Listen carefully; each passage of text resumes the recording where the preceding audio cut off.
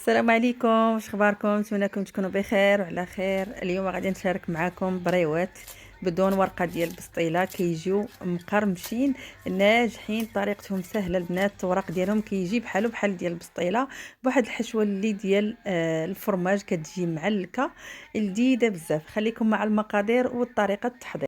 في مقله كنضيف ربع كاس ديال الزيت، جوج فصوص ديال الثومه مطحونين ولا محكوكين، وكنضيف هنا البصله الخضاريه. عندك البصله الطويله البنات راكم تعرفوها، تيكون فيها هذا اللون هذا، يعني نص ابيض ونص خضر.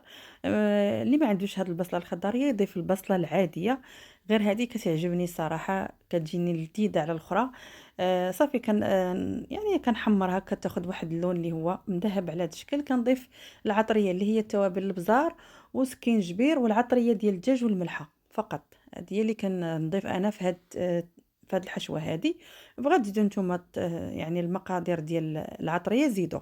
كنضيف هنا صدر ديال الدجاج اللي خديته طحنته، كنصايبو انا في الدار، يعني كنطحنو، كناخذو من الدجاجه وكنقطع من هذاك الصدر وكنطحنو، يعني ما كنشريش زعما مطحون ولا شي حاجه. من بعد ما كنقلي المكونات كنزيد عليهم صلصه الصوجه اللي هي شويه حاره، يعني وسط، فاللي ما كيبغيش الحار ما يضيفوش. وكنشحر هاد المقادير مزيان مع بعضياتها حتى كطيب، وكنزيد واحد المعلقه كبيره، يعني جهد معلقه ونص ديال الجبن كريمي او الفرماج. فضيفوا نتوما هذا الجبن هذا اللي كاين هنا في تركيا، يعني راه التركيز ديالو يعني ما يعادل تقريبا شي 5 القطع ديال الجبن اللي هو كيري، او ضيفوا 6 ديال الجبن مثلث، ضيفوا نتوما ارخص جبن. صافي كتعلق ديك الحشوه مع داك الفرماج، كتولي ما شاء الله لذيذه ما تشبعوش منها، واقتصاديه، يعني ماشي زعما مكلفه بزاف. صافي ننتظروا عليها حتى تتشرب ديك المقادير كامله، وكتنشف لينا من الماء، ما كتبقاش لنا فيها ديك الروا نهائيا. نحاولوا نجهدوا النار. صافي وتنخليوها تبرد. في العجينه هنايا غادي نضيف معكم هنا 3 الكيسان ونص ديال الطحين مليحه، يعني واحد معلقه صغيره ديال الملحه، معلقه صغيره ديال السكر، وغادي نضيف هنا الخميره ديال الحلويات، وكنضيف واحد 4 المعالق تاع الزيت المائده، وبياض بيضه. صافي كنعجن العجينه ديالي بالماء اللي هو دافي، يعني عادي الربوني ماشي دافي زعما، عفوا البنات تكونوا مسخنينه، غير ناخذوه من الربوني ونعجنوا به العجينه ديالنا. كنضيفوا الماء تدريجيا حتى كنتحصلوا على واحد العجينه اللي كتكون شويه طريه، او بحال العجينه المسمن تماما، عاديه، يعني ما تقسحوهاش وما تخليوهاش ثاني منخوفه. صافي انا غادي ندلكها واحد 5 دقائق ديال الدليك ديالها. كما شفتوا راه كنحاول ندلكها مزيان باش يعني تعطيني واحد الشكل اللي هو مورق، ما تجيش هكايا العجينه ملكده، فقط تقطع لكم الا بغيتو تورقوها. هو التورق غادي نشوف، غادي تشوفوا معايا البنات، راه ساهل وما كياخذش الوقت، يعني كتجي واحد البريوات اللي هما مقرمشين، وما شاء الله في نفس الوقت عفوا مقرمشين وفي نفس الوقت رطبين.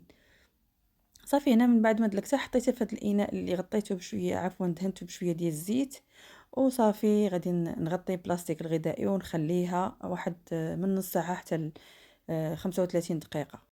فملي كتمر ديك نص ساعه ولا 35 دقيقه كنلقاوها هكا، يعني ولات ما شاء الله رطبه في اليدين. صافي كنرش شويه ديال الطحين، وكنجيبوه ندلاك باش كنسرحوه على واحد السمك اللي كيكون رقيق بزاف. حاولوا ترقوا البنات قد ما قدرتوا، سرحوا في شي مسافه اللي تكون عندكم شويه كتيره، يعني كبيره، باش انكم تورقوها مزيان، ما تخليوهاش غليظه. الطريقه ديال هاد البريوات هادو ساهلين وعمليين ودغيا كيوجدوا، وان شاء الله تنتمنى يعجبوكم. كما يعني شويه شويه يعجبوكم هذوك الوصفات، ما غنقولش بزاف لاني يعني ما دخلوش الناس بزاف شافوهم، رغم انهم ناجحين بشهاده الاخوات اللي متابعيني انهم كيقولوا لي راه وصفات زوينه وصادقه. شكرا لكم، الله يحفظكم والله يجزاكم بالخير. وكنتمنى حتى هاد البريوات هادو يعجبوكم، لان هذا هو النهار الاخر في شعبان، وغدا ان شاء الله رمضان. تحضروهم الا بغيتو تضيفوهم في مائدة رمضان. هنا كما كتشوفوا ورقت مزيان، وغادي نضيف بالزبدة. يفضل يكون الزبدة يعني مزيانة ديال الاكل. راه ضفت البنات 3 المعالق تاع الزبدة عامرين اللي انا دهنت في هذه المسافة ديال العجينة. من بعد كنضيف هنايا النشا، كنغطيو سطح العمل كامل بالنشا، نحاولوا ما نخليو حتى شي فراغ. قد ما هي كتشرب لينا ديك النشا قد ما حنا كنزيدو تقريبا شي 3 المعالق ديال النشا اللي غادي نحطو فوق هاد العجينه هادي. انا راه كنرشو وكنعاود. صافي غنبدا نلوي فيها. شوفوا البنات شحال مورقه لدرجه انها ما بغاش تلوى ليا نهائيا. قد ما قدرنا نورقوا البنات، خذوا وقتكم في التوراق ديالها يعني باش تجيكم ديك البريوات مقرمشين يعني ورقاق، ما يجوكمش غلاظ وفي نفس الوقت راه كيجيو رطبين. كنلوي على هاد الطريقه سهله وبسيطه جدا، يعني ما تاخذش الوقت. عمليه كما قلت لكم دغيا توجدوا هاد البريوات ديالكم حتى تيقرب الفطور، راه ما كياخذش الوقت يعني بلا توراق بلا حتى شي حاجه.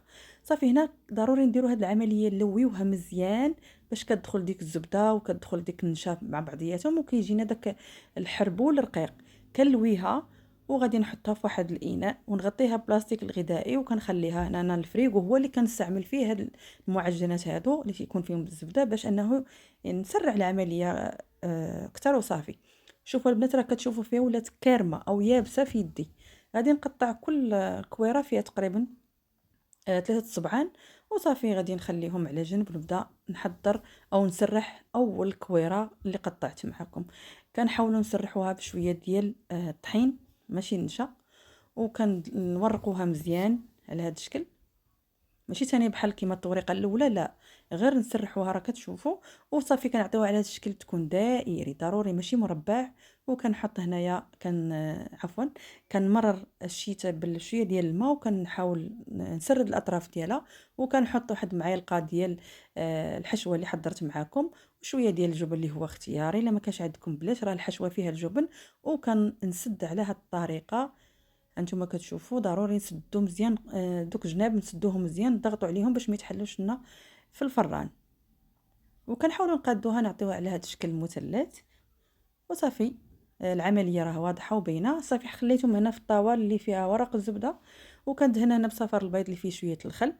غادي ندهنها والفران يكون البنات سخون على حراره 200 درجه. ضروري يكون سخون قبل ما تحطوا هاد البريوات هادو باش يتنفخوا كيما شفتوهم. وغادي تشوفوهم في الاخر ديال الفيديو. الا بقيتو معايا حتى الاخر غتشوفوهم شحال جاو مورقين ومنفوخين. صافي هنايا شويه ديال الجنجلان مع بذور الشيا وضروري نتكوهم او نتقبوهم بعود المطبخ وندخلهم يطيبوا على حراره 200 درجه 10 دقائق. ومن بعد كنقصوا ل 180 وكنخليهم حتى يتنفخوا ولاو لينا على هاد الشكل هادو يعني مورقين من الداخل. والقرمشه راه ما نقولش لكم انتم كتشوفوا فيها كتحترب. كنتمنى يعجبوكم الاخوات وجربوهم راهم ساهلين واقتصاديين. وديك الحشوه ديال الجبن كتجيهم رائعه ولذيذه كتتواتى معاهم. اللي ما شافش الفيديوهات ديال تحضيرات رمضان يعني اللي هما مملحات رمضان يدخل راه غادي يلقى كل شيء موجود في القناه. وشكرا لكم والله يجزيكم بخير وبارك رمضانكم.